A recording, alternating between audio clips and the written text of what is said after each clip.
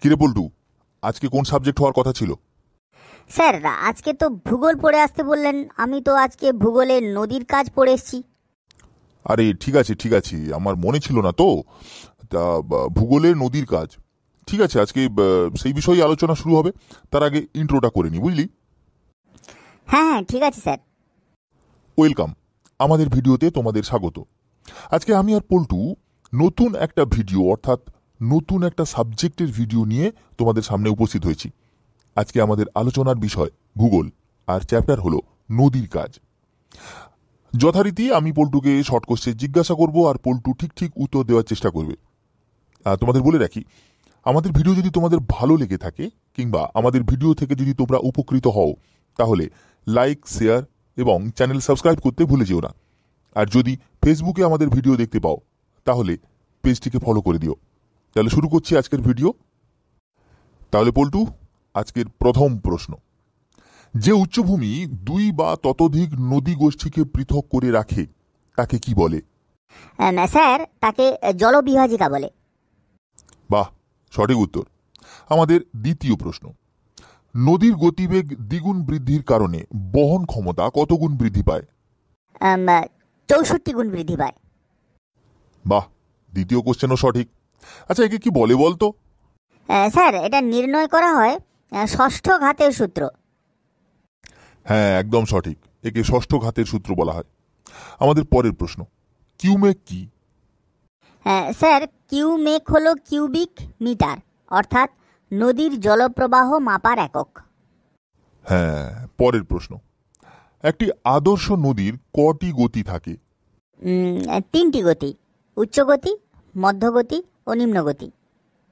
আচ্ছা পল্টু, গঙ্গা নদীর উচ্চগতি কোনখান থেকে কোনখান পর্যন্ত একটু বল তো রে। স্যার গোমুখ থেকে হরিদ্বার পর্যন্ত। তাহলে গঙ্গাকে আদর্শ নদী বলা যাবে কি? হ্যাঁ স্যার, গঙ্গায় উচ্চ, মধ্য, নিম্ন 3টে গতি দেখা যায়, তাহলে সেদিক থেকে গঙ্গাকে আদর্শ নদী বলা চলে। আচ্ছা, মন্থকূপ নদীর কোন গতিতে দেখা যায়? স্যার মন্থকূপ দেখা যায় উচ্চ গতিতে। আচ্ছা, উচ্চ গতিতে নদীর কোন ক্ষয়কার্যটা বেশি হয়? স্যার উচ্চ গতিতে নদীর নিম্নক্ষয়ই বেশি হয়। পরের প্রশ্ন, পৃথিবীর উচ্চতম জলপ্রপাতের নাম কি? পৃথিবীর উচ্চতম জলপ্রপাত অ্যাঞ্জেল। Good, very good. আচ্ছা, জলপ্রপাত একাধিক ঢালে নেমে এলে তাকে কি বলে? তাকে কাসকেড বলে। আচ্ছা, যদি ধর জলপ্রপাতের নিচে বিশালাকার একটা গর্ত, এই গর্তকে কি বলা যাবে? স্যার এই গর্তকে বলা হয় plunge pool. Good, very good. আচ্ছা, পৃথিবীর বৃহত্তম নদী দ্বীপের নাম বল। ইলহা দা মাজারো। রাইট। পরের প্রশ্ন, পৃথিবীর বৃহত্তম বদ্বীপ কোন নদীর তীরে দেখা যায়? স্যার গঙ্গা ও ব্রহ্মপুত্র নদীর মোহনায়। আচ্ছা, মিসিসিপি বদ্বীপ কিসের আকৃতি বলতো? স্যার মিসিসিপি নদীর বদ্বীপ হচ্ছে পাখির পায়ের মতো। হ্যাঁ, একদম সঠিক বলেছিস। আচ্ছা, বদ্বীপ কোন গতিতে, অর্থাৎ নদীর কোন গতিতে বদ্বীপ দেখা যায়? নিম্ন গতি বা স্যার সমভূমি প্রবাহে। আচ্ছা, আমাদের পরের প্রশ্ন, পার্বত্য অংশে নদী যতটুকু অঞ্চল অধিকার করে থাকে তাকে কি বলে? স্যার তাকে ধারণ অববাহিকা বলে। পরের প্রশ্ন, পার্বত্য অংশে নদী যে নিম্নক্ষয় করে সেটা প্রধানত কোন প্রক্রিয়ায়? অবঘর্ষ প্রক্রিয়ায়। আচ্ছা বল দেখি, কোন গতিতে নদীর ক্ষয়কাজ সবচেয়ে কম হয়? স্যার নিম্ন গতিতে। বাহ, ভেরি গুড। এবার বল, ভারতের কোন অঞ্চলে গিরিখাত দেখা যায়? হিমালয় পার্বত্য অঞ্চলে। আচ্ছা, পরের প্রশ্ন হলো পল্টু, জলপ্রপাতের ঢাল বেশি হলে তাকে কি বলে? স্যার জলপ্রপাতের ঢাল বেশি হলে তাকে খরস্রোত বলে। একদম সঠিক।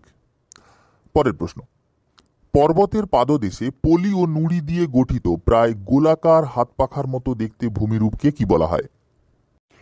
পলল বেজনী বলা হয়। আচ্ছা পল্টু, পৃথিবীর দীর্ঘতম নদীর নাম বল। পৃথিবীর দীর্ঘ, স্যার, নীল নদ।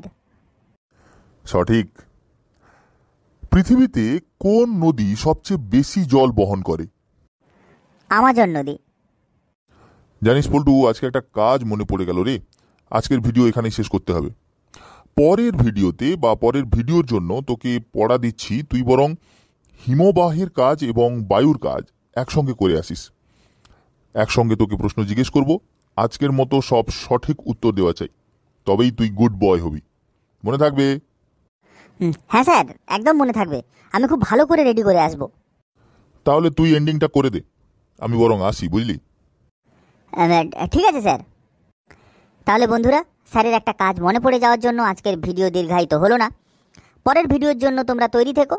বায়ুর কাজ এবং হিমবাহের কাজ দেখছি কতটা ভালো পড়া করে আসা যায়। নইলে স্যার তো আবার মারধরও করতে পারেন। পকাবো কিন্তু স্যার এমনিই করেন। তাহলে দেখা হচ্ছে পরের ভিডিওতে। যদি আমাদের ভিডিও তোমাদের ভালো লেগে থাকে কিংবা আমাদের ভিডিও থেকে তোমরা উপকৃত হও, তাহলে লাইক, শেয়ার এবং চ্যানেলটি সাবস্ক্রাইব করে দিও। আর যদি আমাদের ভিডিও তোমরা ফেসবুকে দেখতে পাও, তাহলে পেজটিকে ফলো করে দিও। দেখা হচ্ছে পরের ভিডিওতে নতুন একটা অধ্যায়ের সাথে। টাটা।